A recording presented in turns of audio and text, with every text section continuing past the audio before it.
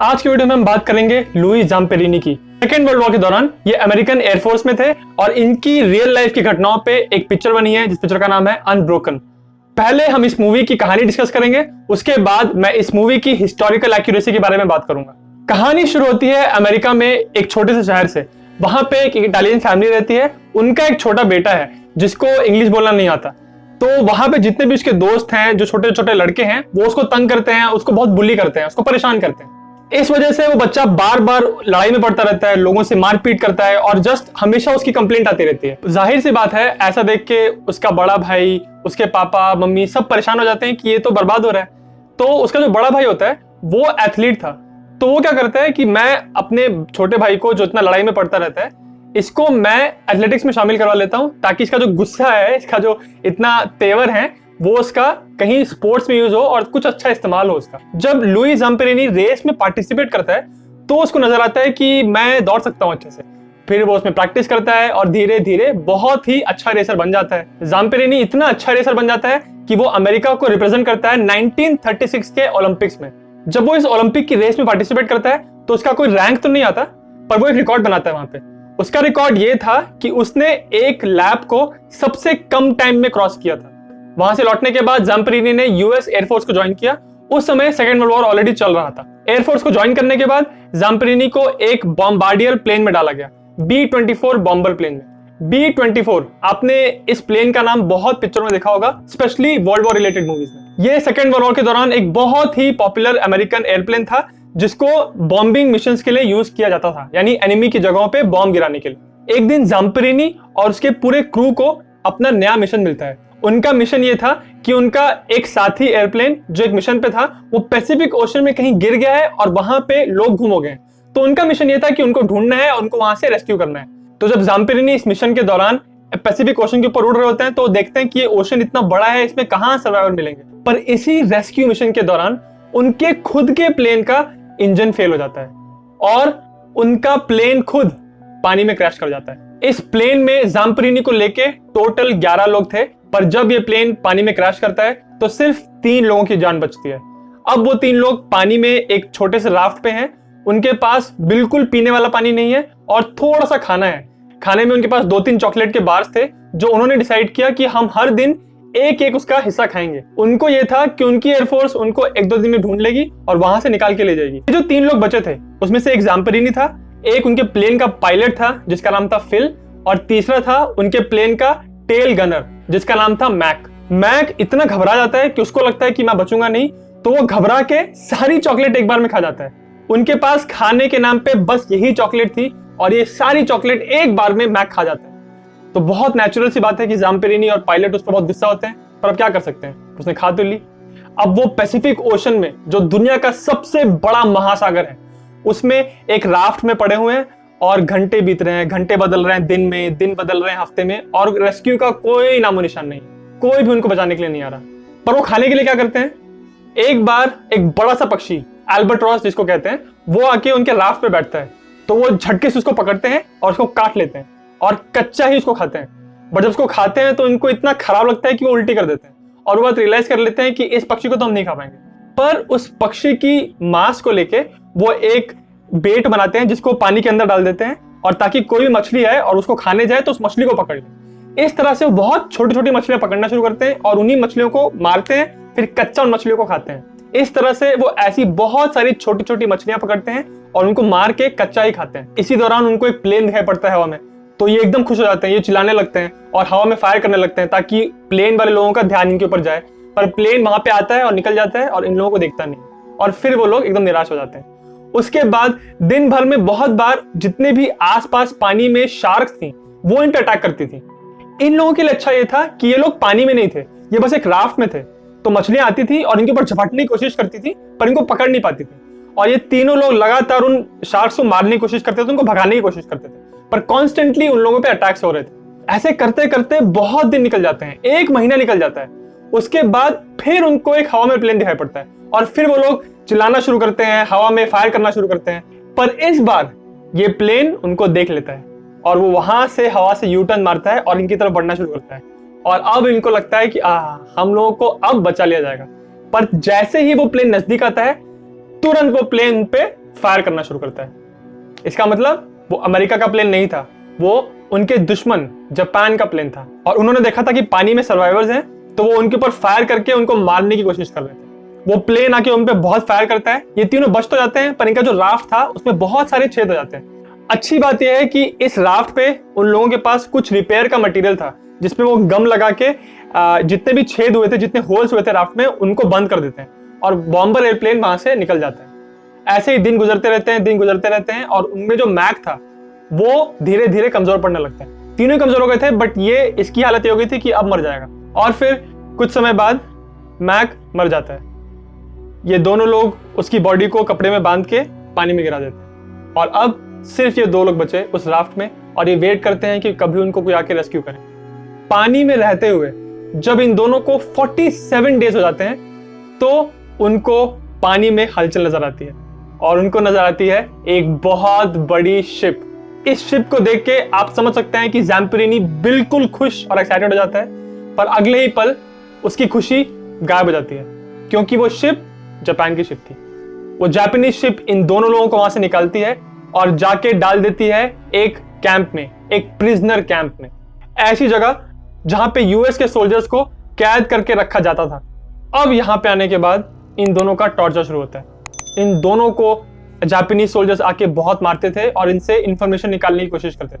आप खुद सोच के देखिए, ऐसे दो लोग जो इतने दिनों से पानी में हैं, इनको ढंग से खाना नहीं मिला है, पानी नहीं मिला है, इतने कमजोर हो चुके हैं, और अब इनको पकड़ लिया गया है और इनको अब मारा जा रहा है, टॉर्चर किया जा रहा है। जब वो अमेरिका से इस मिशन के लिए निकले थे, तब ज़ैम्पेरिनी का वेट था 72 kg, बट जब उनको यहाँ पे कैप्चर किया जाता है तो उसका वेट सिर्फ 35 किलो रह जाता है। आप सोचिए, एक फुल ग्रोन इंसान 35 किलो का, क्या हालत होगी उसकी। उसके ऊपर से उसको मारा जा रहा है। कुछ दिन इस कैंप में एक साथ बिताने के बाद इन दोनों कैदियों को अलग अलग कर दिया जाता है और ज़ैम्पेरिनी एक अलग प्रिजनर कैंप में डाल दिया जाता है। उस प्रिजन कैंप में बहुत सारे अमेरिकन सोल्जर्स थे, बट उस कैंप का जो हेड था, जो मेन जेलर था, वो बहुत ही साइको टाइप था। उसके बाद पसंद नहीं थी कि हमने इतने अमेरिकन कैदियों को जिंदा रखा हुआ है, ये हमारे दुश्मन है। तो उसने डिसाइड किया हुआ था कि मैं इन सबको बिना मतलब के टॉर्चर करूंगा और इनसे जितनी इंफॉर्मेशन हो सकती है वो इंफॉर्मेशन निकालूंगा। तो जेलर रैंडमली लोगों को खड़ा करके इनको मारता था और इनको खाने के लिए देता नहीं था और उनको बहुत तकलीफ देता था। ज़ैम्पेरिनी इस प्रिजन कैंप में बहुत समय बिताता है। फिर उसको एक दिन जापान के रेडियो वाले बुलाते हैं और वो कहते हैं कि आप एक एथलीट हो, ओलंपियन एथलीट हो, इस बात की हम रिस्पेक्ट करते हैं, और इस बात के लिए हम आपकी फैमिली को ये बताना चाहते हैं कि आप जिंदा हो। आपकी फैमिली को अमेरिकन गवर्नमेंट ने बताया है कि आप मर चुके हो, तो हम आपको मौका देंगे कि आप रेडियो पे जाओ और अपनी फैमिली से बात करो। ज़ैम्पेरिनी रेडियो पे जाता है और ये अनाउंस करता है पूरी दुनिया को कि मैं जिंदा हूं और मुझे एक प्रिजनर कैंप में रखा गया। उसके बाद जापानीज लोग उसको एक स्क्रिप्ट देते हैं, एक पेपर पे बहुत कुछ लिखा होता है। वो चीज ज़ैम्पेरिनी को पढ़नी थी रेडियो पे। उस पेपर पे ये लिखा था कि ज़ैम्पेरिनी को कहना था कि अमेरिकन सरकार अच्छी नहीं है और अमेरिका ने हमारे साथ धोखा किया है, हम लोगों को अपनी हालत पे छोड़ दिया, ये बोलना था रेडियो पे। ज़ैम्पेरिनी मना करता है, तो जापानीज लोग उसको लालच देते हैं कि अगर तुमने ये स्क्रिप्ट पढ़ दी तो हम तुमको वहां कैंप से निकाल लेंगे, तुमको वहां पे एक अच्छी लाइफ देंगे, तुमको एक कंफर्टेबल जिंदगी मिलेगी, और अगर तुमने नहीं माना तो हम तुमको वापस कैंप में भेज देंगे।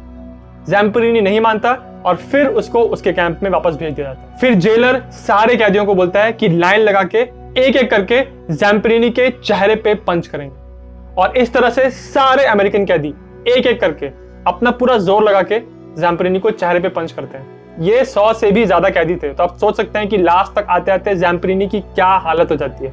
कुछ समय के बाद उस जेलर का वहां से ट्रांसफर हो जाता है, तो इन कैदियों को लगता है कि हाँ अब थोड़ी सी राहत मिली, पर उसके बाद इन सारे कैदियों को उठा के ट्रांसफर कर दिया जाता है, और जहां पे ट्रांसफर करते हैं वहां पे फिर वही जेलर होता है। यहाँ पे भी ये जेलर इन सारे कैदियों को और स्पेशली ज़ैम्पेरिनी को बहुत टॉर्चर करता है, पर धीरे धीरे जापान लड़ाई में घुटने टेकने लगता है और फाइनली अमेरिका की जीत होती है और इन सारे कैदियों को आजाद कर दिया जाता है। ये मूवी लुई ज़ैम्पेरिनी की रियल लाइफ पे आधारित है। उनकी रियल लाइफ पे एक बुक लिखी गई है जिसका नाम है unbroken, a world war II story of survival, resilience and redemption. ये मूवी दरअसल इस बुक पे आधारित है। इस बुक का लिंक मैंने इस वीडियो के डिस्क्रिप्शन में डाला हुआ है, तो अगर आप चाहते हैं तो वो बुक पढ़ सकते हैं। ये मूवी हिस्टोरिकली बहुत ही ज्यादा एक्यूरेट है, यानी जितनी भी चीजें इस पिक्चर में दिखाई हैं वो ज्यादातर सही है।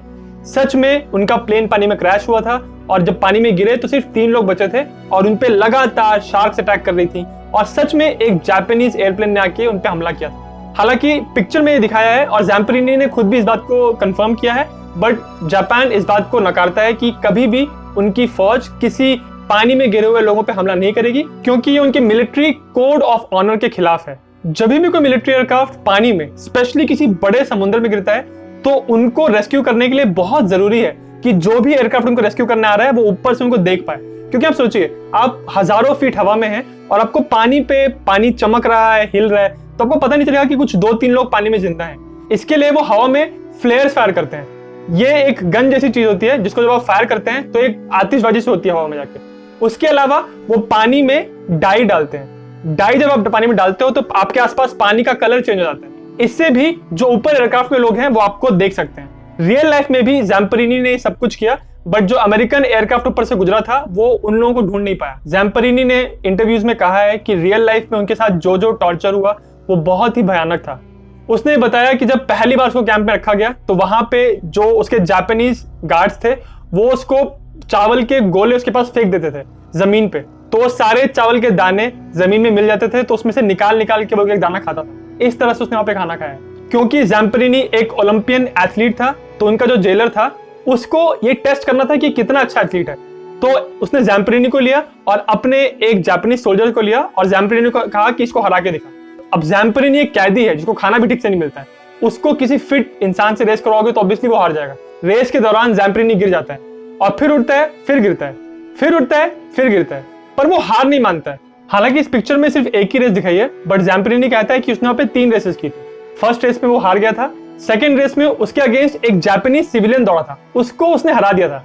हालांकि ज़ैम्पेरिनी की इसके बाद बहुत पिटाई हुई थी क्योंकि वो जीता था, पर वो कहता है कि ये मुझे बिल्कुल मंजूर था क्योंकि मैंने उनको हराया और मेरे जितने वहां पे अमेरिकन कैदी थे उनको बहुत अच्छा लगा। तीसरी रेस में फिर वो एक जापानीज के खिलाफ दौड़ा, बट इस बार वो जानबूझ के हार गया क्योंकि वो ये कह रहा था कि उस जापानीज इंसान ने उससे रिक्वेस्ट की थी कि यार मेरी गर्लफ्रेंड देखने के लिए आ रही है और अगर मैं जीत जाऊंगा तो उसको अच्छा लगेगा। ज़ैम्पेरिनी इस रेस में जानबूझ के हार जाए, इसके लिए उस जापानीज ने इसको राइस के 2 गोले भी दिए। मुझे ये मूवी बहुत ही ज्यादा पसंद आई। एक तो ये एक ऐसी कहानी पे आधारित है जो अपने आप में ही अद्भुत, एक्स्ट्राऑर्डिनरी है, पर उसके अलावा मुझे पिक्चर इसलिए बहुत अच्छी लगी क्योंकि इस पिक्चर से मैंने पर्सनली बहुत कुछ सीखा। वो ये बात थी कि जब भी मैं लाइफ में परेशान होता हूँ या ऐसा मुझे लगता है कि मैं कोई चीज़ नहीं कर सकता या मैं हारा हुआ फील करता हूँ, तो मैं सोचता हूँ और ऐसी कहानियों को याद करता हूँ जो रियल लाइफ में मुझसे बहुत बुरी सिचुएशन में थे, बहुत तकलीफों से गुजर के भी उन्होंने अपने अंदर के ज़मीर को जिंदा रखा, अपने मनोबल को बरकरार रखा और इन सारी तकलीफों से पार हुए। तो ये बात मुझे लगातार याद दिलाती है कि कितनी भी मुश्किल सिचुएशन में लाइफ में हो, हमेशा उसका अंत होता है। There is always light at the end of the tunnel. मैं इस मूवी को 9 आउट ऑफ 10 पॉइंट्स देता हूँ। अगर आपको लुई ज़ैम्पेरिनी की बायोग्राफी पढ़नी है तो उसका लिंक मैंने इस वीडियो के डिस्क्रिप्शन में डाला हुआ है, और अगर आपको हिस्ट्री से रिलेटेड ऐसी ही इंटरेस्टिंग रियल लाइफ स्टोरीज जानने में इंटरेस्ट है तो आप मेरा इंस्टाग्राम पेज फॉलो कर सकते हैं। अगर आपके मन में हिस्ट्री से रिलेटेड कोई और सवाल है या किसी कहानी के बारे में आप जानना चाहते हैं तो मुझे कमेंट्स में जरूर बताएं, और अगर आपको वीडियो अच्छा लगा तो मेरे चैनल जिज्ञासियम को सब्सक्राइब करना ना भूलें।